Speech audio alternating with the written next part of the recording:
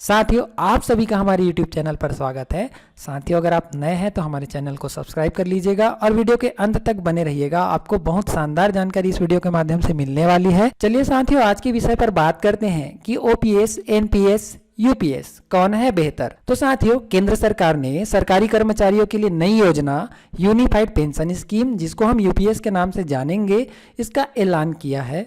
यह पेंशन योजना सरकारी कर्मचारियों के लिए 1 अप्रैल 2025 से लागू की जाएगी।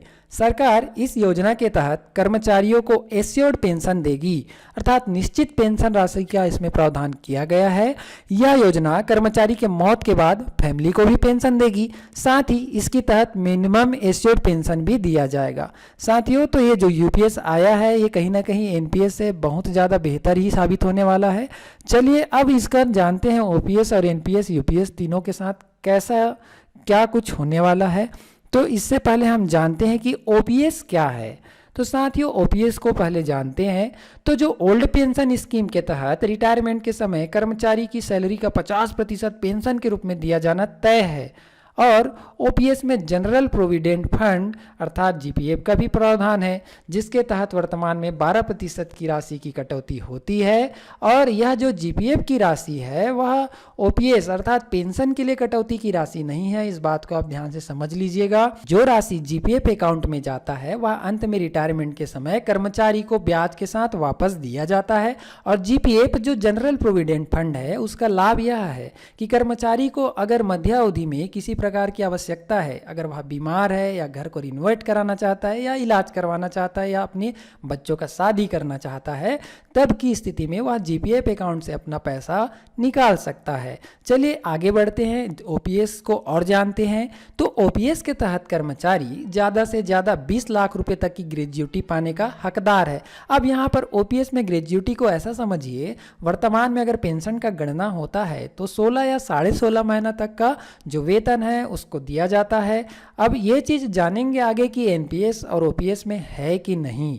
अब आगे बढ़ते हैं कि नौकरी के दौरान ओपीएस के लिए कर्मचारी की सैलरी से किसी प्रकार की कटौती नहीं होती। जी हाँ, इस बात को आप ध्यान से समझ लीजिए कि अगर आप पुरानी पेंशन योजना में शामिल है तो आप पेंशन के लिए किसी प्रकार की कटौती अपने वेतन से नहीं करवाएंगे। जी हाँ, यहाँ पर एक शंका जरूर है कि जीपीएफ में हम पैसा डालते हैं, तो जो जीपीएफ का पैसा है वह पेंशन के लिए पैसा नहीं है साथियों, वो पेंशन से बिल्कुल अलग है। जीपीएफ का पैसा जितना कटा रहेगा वह रिटायरमेंट के समय अंत में आपको पूरी राशि ब्याज के साथ गणना करके दिया जाएगा। इस तरह से हम कह सकते हैं कि पुरानी पेंशन जो योजना है उसमें आपको किसी प्रकार का पेंशन के लिए योगदान देने की आवश्यकता नहीं है। इसके अलावा इसमें हर 6 महीने में महंगाई भत्ता, जो महंगाई राहत है, वो जुड़ते जाता है। तो जो पुरानी पेंशन योजना है, अगर महंगाई भत्ता बढ़ रहा है जिसे हम डीए कहते हैं, और पेंशन के मामले में इसे डीआर के नाम से जानते हैं, तो ये ओपीएस में इसका फायदा हमें मिलता है।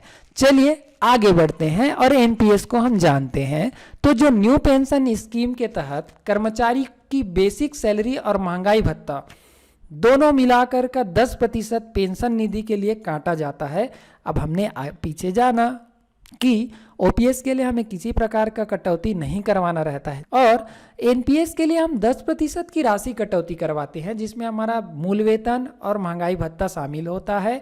अब मैंने पहले ही बता दिया कि जनरल प्रोविडेंट फंड का भी प्रावधान है जो अलग है।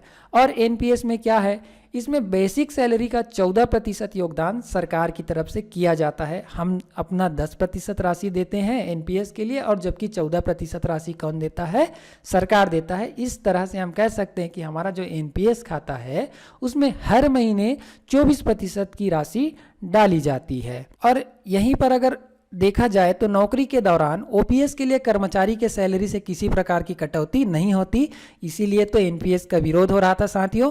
और आगे बढ़ते हैं कि जो न्यू पेंशन स्कीम है वो शेयर मार्केट से लिंक्ड है, जिसका सीधा सा मतलब है कि सरकारी कर्मचारी के पेंशन सीधे बाजार के उतार चढ़ाव पर निर्भर करेगा।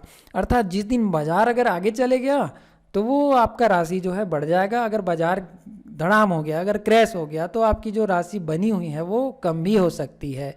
और इसी को आगे जानते हैं, यह पूरी तरह से रिस्क फ्री नहीं है। मैंने पहले ही कहा यह बाजार पर निर्भर है, तो इसमें तो रिस्क है और इसमें मिलने वाली राशि पर टैक्स का भी प्रावधान है। जी हाँ, अगर आप रिटायर होते हैं और एनपीएस के तहत आपको जो राशि मिलती है उस पर गवर्नमेंट टैक्स लगा सकती है, आपको टैक्स भी देना पड़ेगा। और रिटायरमेंट पर पेंशन प्राप्त करने के लिए एनपीएस का 40% एन्युटी में निवेश किया जाना चाहिए। मतलब आपका अगर 100 रुपये आपको मिल रहा है तो 40 रुपये आपको बचा करके देना होगा सरकार को कि उस 40 रुपये से मुझे धीरे धीरे आपको पेंशन देना है। अर्थात ओपीएस में आपको किसी प्रकार की एन्युटी देने की आवश्यकता नहीं है और इसमें गारंटीड पेंशन की भी कोई योजना नहीं है जो एनपीएस है। और ओपीएस से उलट एनपीएस में रिटायरमेंट के बाद जो महंगाई भत्ता डीए, जिसको डीआर जानते हैं, उसका भी कैलकुलेशन नहीं होता, अर्थात वह नहीं जुड़ता है महंगाई भत्ता जब जब बढ़ता है तब तब। चलिए अब जानते हैं हम यूपीएस के बारे में। तो यूपीएस कैसे शानदार है उसको भी समझते हैं और उसमें क्या खामियां हैं वो मैं आपके ऊपर छोड़ूंगा कि उनमें क्या कमियां हैं वो आप जानेंगे। चलिए आगे बढ़ते हैं। तो यूपीएस की अगर बात करें तो यूनिफाइड पेंशन स्कीम में पेंशन की फंडिंग के लिए जिम्मेदारी कर्मचारी की नहीं होगी, अर्थात इसमें भी ओपीएस की तरह प्रावधान है ऐसा कहा जा रहा है। लेकिन जिस दिन इसका पूरा डॉक्यूमेंट बाहर आएगा तभी हम जान पाएंगे कि हमारे वेतन से कटौती किया जाएगा कि नहीं किया जाएगा। अभी अगर आप इसको सर्च करेंगे तो आप पाएंगे कि ओपीएस की तरह ही आपके अकाउंट से, आपके वेतन से किसी प्रकार की कटौती पेंशन के लिए नहीं किया जाएगा। साथियों, इसमें अच्छी बात यह है यूपीएस में कि सरकार की तरफ से कर्मचारियों की बेसिक सैलरी का 18.5% जो राशि है वह खुद वहन करेगी। और यूपीएस को अगर देखा जाए तो ओपीएस की तरह ही इसमें गारंटीड पेंशन स्कीम होने के नाते इसमें कम से कम 10 साल की नौकरी करने वाले कर्मचारी की न्यूनतम 10,000 रुपये पेंशन पाने का हकदार होगा। अगर इसे हम गणना करें तो उस समय अगर आपका डीए चल रहा है रिटायरमेंट के समय 30%, तो आप 10,000 का 30%, 3,000 और जोड़ लीजिए 13,000, 40 है तो आप जोड़ लीजिए 14,000, अगर 50% हो गया तो 15,000 तक का आप 10 साल की नौकरी पर ही पेंशन पा सकते हैं, जो कि ओपीएस से कहीं मामले में ये बहुत अच्छा भी है। और अगर एनपीएस के मामले में देखें तो तब तो बहुत ही ज़्यादा अच्छा है। और इसके तहत रिटायर होने वाले कर्मचारी आखिरी 12 महीने में एवरेज बेसिक सैलरी का 50% पेंशन के रूप में प्राप्त करने के हकदार होंगे। हमने पीछे चर्चा किया है कि जो पुरानी पेंशन योजना है उसमें भी बेसिक सैलरी का 50% पेंशन के रूप में प्रावधान है। तो कहीं ना कहीं ओपीएस और यूपीएस दोनों भाई भाई नजर आ रहे हैं, पर भाइयों में तो जानते हो ना कुछ न तकरार होती ही है। चलिए आगे जानते हैं वो क्या है। तो उससे पहले हम आगे यूपीएस की और कुछ बातें हैं उसको जान लेते हैं। तो अगर किसी कर्मचारी की रिटायरमेंट से पहले मौत हो जाती है तो फैमिली पेंशन का भी ओपीएस की तरह ही यूपीएस में प्रावधान किया गया है और पति या पत्नी को 60% की पेंशन राशि दी जाएगी। इसकी गणना मैंने आगे किया हुआ है, तो आप वीडियो में बने रहिए और कैसे इसका गणना होगा उसको हम जानेंगे। और इसमें सरकार अपनी तरफ से कर्मचारियों की बेसिक सैलरी का 18.5% वहन करेगी। और यूपीएस की अगर और बात किया जाए तो इसमें जो महंगाई का जो इंडेक्सेशन होता है इन्फ्लेशन का, उसका भी फायदा होगा। अब चूंकि एनपीएस में तो था नहीं कि जो डीआर मिलता था उसका तो कैलकुलेशन होता नहीं था, लेकिन यूपीएस में आपका जो डीए डीआर है, जिसको डीआर के नाम से जानते हैं, उसका कैलकुलेशन होता है, तो वो यूपीएस में भी होगा। तो ओपीएस और यूपीएस दोनों कहीं ना कहीं बराबर सेम नज़र आ रहे हैं, लेकिन आगे जानेंगे। मैं चीज़ों को तर्क सहित आपको बता रहा हूँ, फिर आप इसको समझ लीजिएगा कि कौन ज़्यादा बेहतर है। और ओपीएस की तरह ही यूपीएस में भी गारंटीड पेंशन स्कीम ये है एक तरह से, और इसमें फैमिली पेंशन है और मिनिमम पेंशन को महंगाई दर के अनुसार एडजस्ट किया जाएगा। अर्थात जो पेंशन है वो महंगाई भत्ता के आधार पर ही एडजस्ट होगा, मतलब महंगाई भत्ता भी इसमें जुड़ते जाएगा जब आप रिटायर हो जाएंगे तब। और नौकरी के हर 6 महीने के लिए कर्मचारियों को एक मुश्त भुगतान के रूप में अपनी मंथली सैलरी जिसमें वेतन और डीए है उसका 1/10 हिस्सा प्राप्त होता है। अर्थात आप रिटायर होंगे तो आपको कुछ एक मुश्त राशि भी यूपीएस में दिया जाएगा जैसे ओपीएस में मिलता है।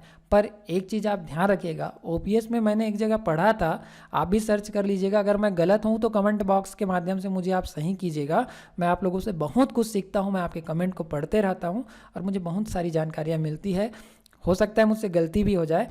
तो आप मुझे करेक्ट कीजिएगा कमेंट बॉक्स के माध्यम से कि जो पुरानी पेंशन योजना है उसमें एक उपादान की राशि होती है या उपदान बोलते हैं जिसको, जो 16.5 महीने का एक साथ राशि दिया जाता है, लेकिन यूपीएस में ये चीज़ नज़र नहीं आ रही है।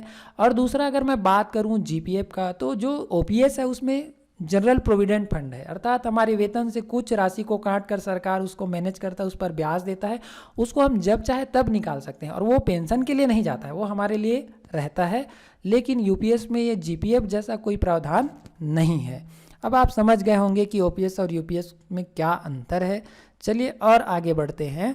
तो अगर कोई कर्मचारी एनपीएस को सिलेक्ट कर लिया है या एनपीएस का चयन किया है तो उनका क्या होने वाला है।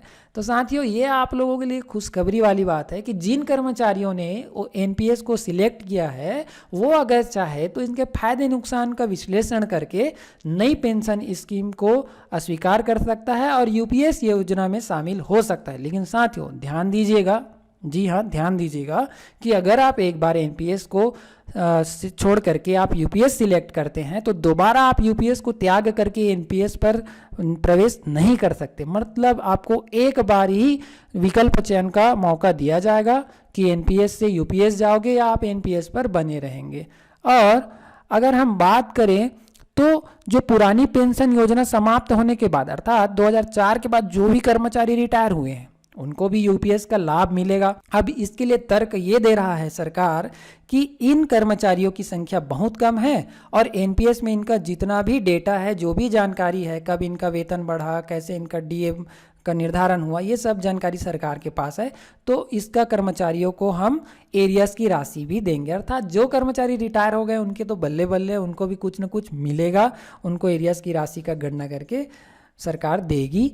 चलिए आगे बढ़ते हैं। अब जानते हैं कि हमने क्या जाना। तो हमने ओपीएस, एनपीएस और यूपीएस इन सभी का विश्लेषण करके जाना कि ओपीएस क्या है, एनपीएस में क्या प्रावधान है और जो यूपीएस आया है उसमें क्या क्या महत्वपूर्ण बिंदु सरकार के द्वारा निर्धारित किए गए हैं और वो कैसे हमारे हित में है, इसको हमने जाना। तो सरकार का कहना है कि यूपीएस यानी यूनिफाइड पेंशन स्कीम को अगले साल 1 अप्रैल अर्थात 2025 से लागू कर दिया जाएगा और इस नई स्कीम के लागू होने से 23 लाख केंद्रीय कर्मचारियों को सीधे तौर पर फायदा होगा।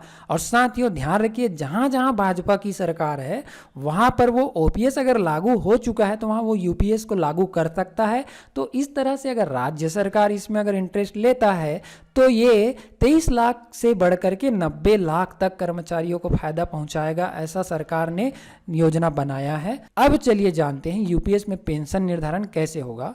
तो यूपीएस के तहत पेंशन निर्धारण के लिए मैंने जानकारी यहाँ पर दिया है, लेकिन ये 25 वर्ष की सेवा अवधि पर है। अब साथियों इसको ऐसा समझिए कि वर्तमान में अगर कोई रिटायर हो रहा है तो उनका मूल वेतन 76,500 रुपये है।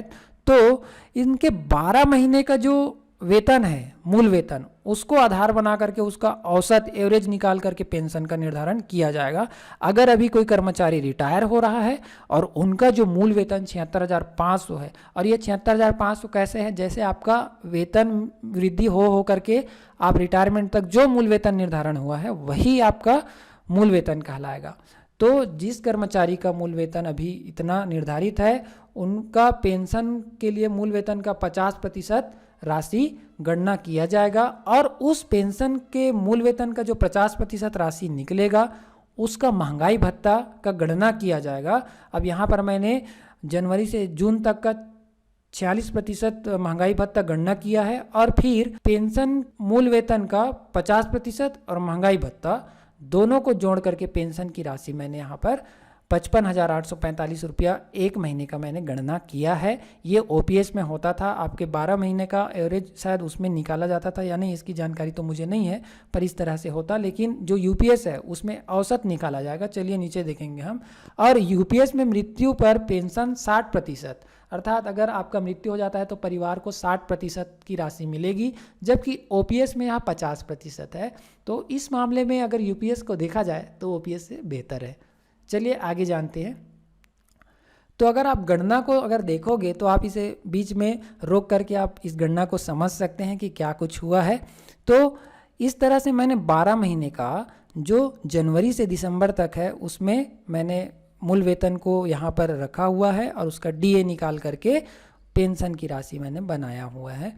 अब यहाँ पर देखिए आप कि जुलाई में अगर इंक्रीमेंट लगता है तो वो बढ़ करके 78,800 हो गया, और इसी दरमियान अगर डीए बढ़ता है तो 46 से अगर 50% हो गया, तो यहाँ पर डीए का गणना 50% पर मैंने किया है और उसके बाद पेंशन का मैंने गणना किया है। तो औसत अगर देखें तो 12 महीने का जो औसत निकल करके आता है मूल वेतन का, वो 77,650 रुपये निकल कर आता है, और 50% पेंशन की राशि अगर देखें तो 38,825 रुपये निकल करके आता है, और इसका अगर 12 महीने का डीए का एवरेज देखें तो 19,413 रुपये निकल के आता है। तो 50% राशि और डीए को जोड़ने पर 58,238 रुपये पेंशन की राशि का गणना होता है, जो यूपीएस के तहत कर्मचारी को मिलेगा।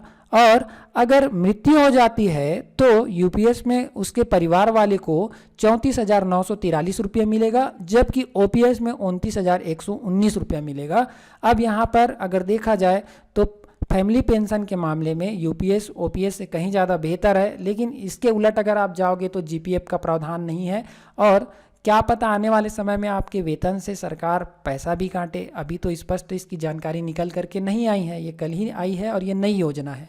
तो साथियों, मेरा आप सभी से आग्रह है कि अगर आप इनका सार निकालो तो जो ओल्ड पेंशन स्कीम है वो न्यू पेंशन स्कीम के बाद अब सरकार ने यूनिफाइड पेंशन स्कीम को पेश तो कर दिया है, लेकिन कर्मचारियों के लिए ज़्यादा फायदेमंद कौन सी है, इसको लेकर सरकारी कर्मचारियों से लेकर आम आदमी तक के बीच बात हो रही है। आपको बता दें, यूपीएस एनपीएस के मुकाबले ज़्यादा फायदेमंद है, यह तो तय है, ये आपको स्पष्ट समझ में आ रहा है। और मैं चाहूँगा कि आप सरकार के भरोसे तो हैं, पर आप अपने जो बचत है उसको खुद ही प्रबंधित कीजिए, अलग अलग जगहों पर आप इन्वेस्ट कीजिए, समझदार बनिए। सरकार के भरोसे हम तो हैं, पर क्या पता, एक समय की बात थी ओपीएस आया था, फिर एनपीएस लाया गया, अभी यूपीएस लाया गया है, पता नहीं आने वाले समय में और क्या कुछ कर सकते हैं। तो अपनी जो बचत है उसको हम अपने विवेक अनुसार करें और भविष्य में हम फाइनेंशियल रूप से हम स्टेबल हो सकें। साथियों, अगर आपको वीडियो पसंद आया तो हमारे चैनल को सब्सक्राइब जरूर कीजिएगा और अधिक से अधिक कर्मचारी ग्रुपों में इसे अवश्य साझा कीजिएगा और वीडियो को लाइक जरूर कीजिएगा। धन्यवाद।